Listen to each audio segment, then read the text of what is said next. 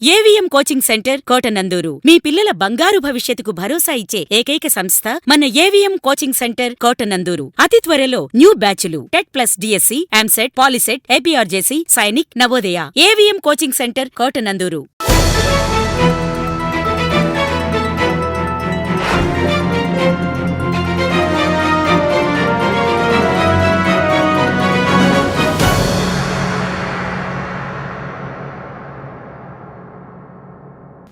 AK media news కి స్వాగతం.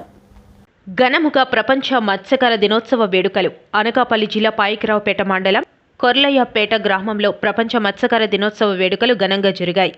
ఈ కార్యక్రమానికి రాష్ట్ర మత్స్యకార సంఘం అధ్యక్షుడు మోస అప్పలరాజు, జిల్లా గ్రంథాలయ సంస్థ మాజీ చైర్మన్ తోట నగేష్లు ముఖ్య అతిథులుగా హాజరయ్యారు. మత్స్యకార దినోత్సవ సందర్భంగా యువతకు ఖోఖో, కబడ్డీ, వాలీబాల్ వంటి పోటీలు నిర్వహించి తోట నగేష్ చేతుల మీదుగా బహుమతులు ప్రదానం చేశారు. ఈ సందర్భంగా నగేష్ మాట్లాడుతూ మత్స్యకారులకు శుభాకాంక్షలు తెలుపుతూ మత్స్యకారుల జీవన విధానంలో అనేక కష్ట నష్టాలు ఉంటాయని, ప్రభుత్వం వారి యొక్క సమస్యలు గుర్తించి ఆదుకోవాలని అన్నారు.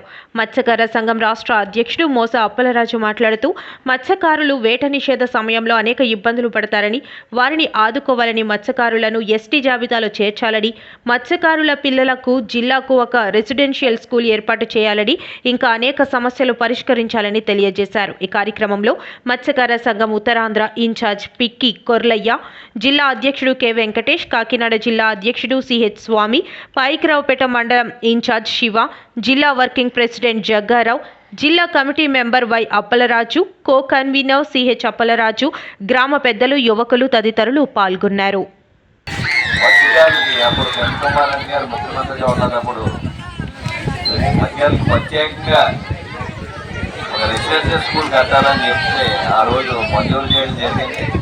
కానీ ఇక్కడ స్థలం కేటాయించకపోవడం వల్ల అటుపల్లిలో అది నెల్లూరు ఎక్కడికో పోవడం జరిగింది.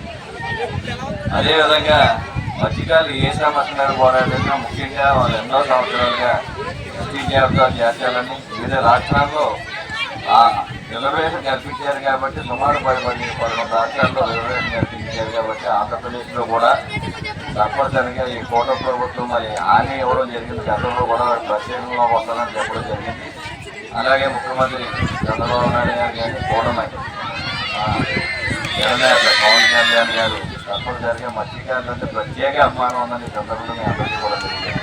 తప్పనిసరిగా సమస్య పరిష్కారం అవుతుందని సందర్భంలో తెలియజేస్తూ, అదేవిధంగా మత్స్యకారులకు ఏదంటే ప్రపంచంలోనే జీవనోపాధి చాలా ప్రమాదకరమైన జీవనోపాధి సాగిస్తున్నారు.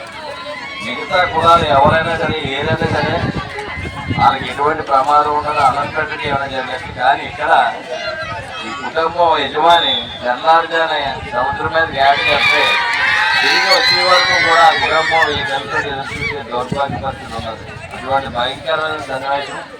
మరి అదేవిధంగా మిస్సింగ్ అవుతాయి, ఏమైనా పడవలు సముద్రంలో మిస్ అవుతాయి. దానికి 8 సంవత్సరాలని 5 సంవత్సరాల దాకా ఆ బాడీ కనిపించకపోతే అప్పుడు దాకా చనిపోయింది. కానీ అది ప్రభుత్వం నుంచి వచ్చి రాజకీయాన్ని కూడా రావట్లేదు. ఇవన్నీ కాకుండా ముఖ్యంగా ఫిషరీస్ సొసైటీ అవినీతిమైనతో కూడుకుపోయిందని మాత్రం ప్రత్యేకంగా నేను పరిస్థితి చెప్తున్నాను. ఫిషరీస్ సొసైటీ అంటే కొంతమంది పెద్దల చేతిలో ఉంది. ఏంటంటే వాళ్ళకి వేళ మీకు ఆయిల్ సెట్ అవుతారు సబ్సిడీ మీద. సొసైటీ మెంబర్లో లేదంటే కొంతమందితో వస్తారు తప్ప నిజమైన మత్స్యకారులు ఎవరికి కూడా ఈ ఫెసిలిటీస్ రావు. లేదంటే లోన్స్ కానీ. అదేవిధంగా తీర ప్రాంతంలో ముఖ్యంగా ఇటువంటి ఇప్పుడు ఉండాలి. మేము అనాలని పోరాడితే మార్కెట్ యాక్ట్లో ఇవన్నీ వచ్చి ఈ ప్లాట్ఫారాలు అలాగే స్టోరేజ్ గంట మనం వల్ల కానీ ఇవన్నీ కూడా స్టోరేజ్ చేసుకునే విధంగా, అలాగే గ్రామానికి సముద్ర పట్టు వచ్చి తెల్లవారుజామున వస్తారు కాబట్టి సోలార్ లైట్ పెట్టమని అప్పుడు పార్లమెంట్ కూడా చెప్తే నీళ్ళలో కాలనీలో డబ్బులు ఇచ్చి పెట్టడం జరిగింది సోలార్ లైట్. ఇటువంటి ప్రాంతాల్లో సముద్రం ఏడకపోయే ప్రాంతాల్లో సోలార్ లైట్ పెట్టవలసింది. ఈ సందర్భంలో మన పార్లమెంట్ సభ్యులు సీఎం రమేష్ గారు కూడా విజ్ఞప్తి చేస్తాం. తప్పనిసరిగా ఆయన కూడా సంగతి తెలియజేస్తాం. ఈ సందర్భంలో తెలియజేస్తాం.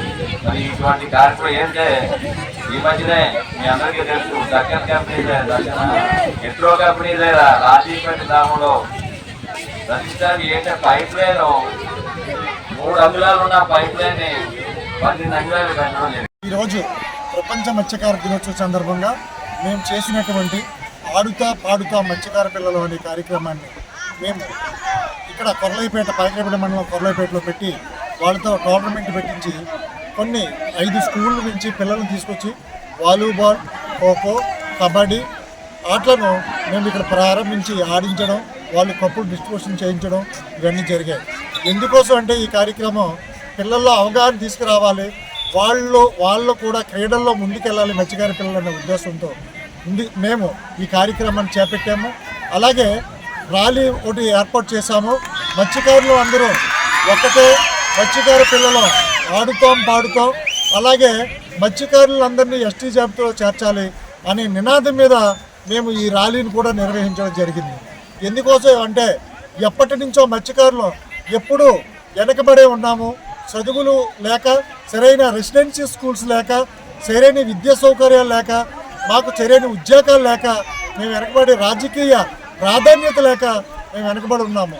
కాబట్టి మేము ప్రభుత్వాలు ఒకటే అడుగుతున్నాం, మీలో చిత్తశుద్ధి ఉంటే ఏ ప్రభుత్వం అయినా ఏ పార్టీ అయినా సరే మా మత్స్యకారులకు మీరందరూ కలిసి మాకు ఎస్టీ జాబితాలో చేర్చండి.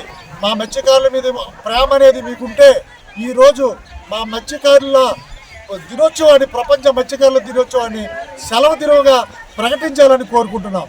ఇంకా అంతేకాకుండా మాకు ఎన్నో రకాల సమస్యలు ఉన్నాయి.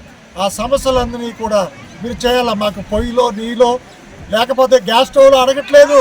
మా మత్స్యకారు పిల్లలకు రెసిడెన్సీ స్కూల్స్ ఏర్పాటు చేయాలి. ప్రతి జిల్లాలోని మత్స్యకార పిల్లలకు మత్స్యకార రెసిడెన్సీ స్కూల్స్ని ఏర్పాటు చేసిన రోజే, మమ్మల్ని ఎస్టీ జాబితాలో చేర్చిన రోజే మీ ప్రభుత్వం మా మత్స్యకారులను గుర్తించినట్టని ఈ సభాముఖంగా మీ ప్రభుత్వాన్ని హెచ్చరిస్తున్నారు. కనుక మీరందరూ మా మీద అభిమానం ఉంటే రెసిడెన్సీ స్కూల్ ఏర్పాటు చేయండి. మత్స్యకారులందరినీ కలిసి ఎస్టీ జాబితాలో చేర్చండి. అప్పుడే మత్స్యకారుల మీద మీ ప్రభుత్వానికి ఉంటుందనేసి మేము నమ్ముతాం. కనుక ఈ విషయాలన్నీ చేయాలని, మా మత్స్యకారులను ఆదుకోవాలని మీ అందరినీ చేతులెత్తి మొక్కుతూ ఈ పిల్లలకు కూడా ఒకటే చెప్పాము. పిల్లలు ఈరోజు పిల్లలు రేపు పెద్దలు, వీళ్ళు కూడా ఎప్పుడు కూడా మంచి